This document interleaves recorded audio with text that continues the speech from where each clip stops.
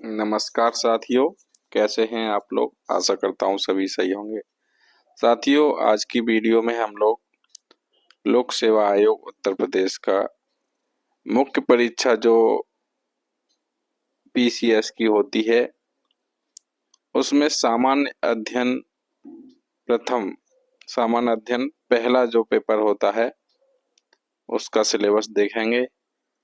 ऐसे ही हम बारी बारी से सभी पेपर्स का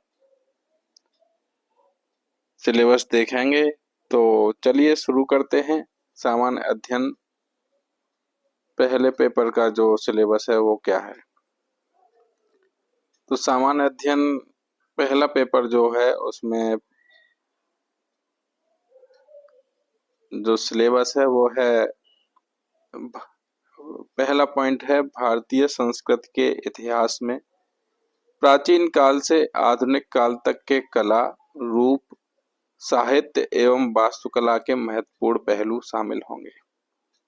तो इसमें क्या क्या दिया हुआ है। भारतीय संस्कृति के इतिहास में प्राचीन काल से आधुनिक काल तक के कला, रूप, साहित्य एवं वास्तुकला के महत्वपूर्ण पहलू शामिल होंगे।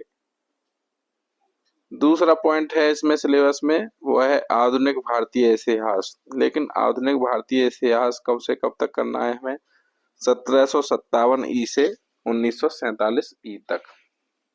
इसमें भी हमें महत्वपूर्ण घटनाएं, व्यक्तित्व एवं समस्याएं इत्यादि को कवर करना है। तीसरा पॉइंट है स्वतंत्रता संग्राम। इसमें हमें क्या क्या करना है, तो इसमें करना है इसके विभिन्न चरण और देश के विभिन्न भागों से इसमें अपना योगदान देने वाले महत्वपूर्ण व्यक्ति और उनका योगदान हमें तैयार करना है। चौथा इसमें पॉइंट दिया हुआ है सिलेबस में, वह है स्वतंत्रता के पश्चात देश के अंदर एकीकरण और पुनर्गठन। ये 1965 ई तक के हमें करने हैं। स्वतंत्रता के पश्चात देश के अंदर एकीकरण और पुनर्गठन। पांचवा पॉइंट दिया हुआ है इसमें, विश्व के इतिहास में 18वीं सदी से 20वीं सदी के मध्य तक की घटनाएं हमें देखनी है, जैसे कि फ्रांसीसी क्रांति, 1789, औद्योगिक क्रांति, विश्व युद्ध, राष्ट्रीय सीमाओं का पुनः सीमांकन, उपनिवेशवाद, उपनिवेशवाद की समाप्ति, राजनीतिक दर्शन शास्त्र जैसे साम्यवाद, पूंजीवाद, समाजवाद, नाजीवाद, फांसीवाद इत्यादि के रूप और समाज पर उनके प्रभाव इत्यादि शामिल होंगे। अगला पॉइंट है सिलेबस का, भारतीय समाज और संस्कृति की मुख्य विशेषताएं। इसमें हमें भारतीय समाज और संस्कृति की मुख्य विशेषताएं देखनी है। अगला पॉइंट है वो है महिला समाज और महिला संगठनों की भूमिका। तो इसमें महिला समाज और महिला संगठनों की भूमिका देखना है हमें। उसके बाद जनसंख्या तथा संबद्ध समस्याएं, गरीबी और विकासात्मक विषय, शहरीकरण, उनकी समस्याएं और समाधान हमें तैयार करना है। नेक्स्ट है 8वां पॉइंट सिलेबस का, वो है उदारीकरण, निजीकरण और वैश्वीकरण का अभिप्राय और उनका भारतीय समाज के अर्थव्यवस्था, राज्य व्यवस्था और समाज संरचना पर प्रभाव। तो 8वां पॉइंट क्या है, उदारीकरण, निजीकरण और वैश्वीकरण का अभिप्राय और उनका भारतीय समाज के अर्थव्यवस्था, राज्य व्यवस्था और समाज संरचना पर प्रभाव। 9वां पॉइंट है सामाजिक सशक्तिकरण, सांप्रदायिकता, क्षेत्रवाद और धर्मनिरपेक्षता। तो 9वां पॉइंट क्या है इसमें सिलेबस में, वो है सामाजिक सशक्तिकरण, सांप्रदायिकता, क्षेत्रवाद और धर्मनिरपेक्षता। 10वां पॉइंट है विश्व के प्रमुख प्राकृतिक संसाधनों का वितरण, जैसे जल, मिट्टियां एवं वन। दक्षिण एवं दक्षिण पूर्व एशिया में भारत के विशेष संदर्भ में।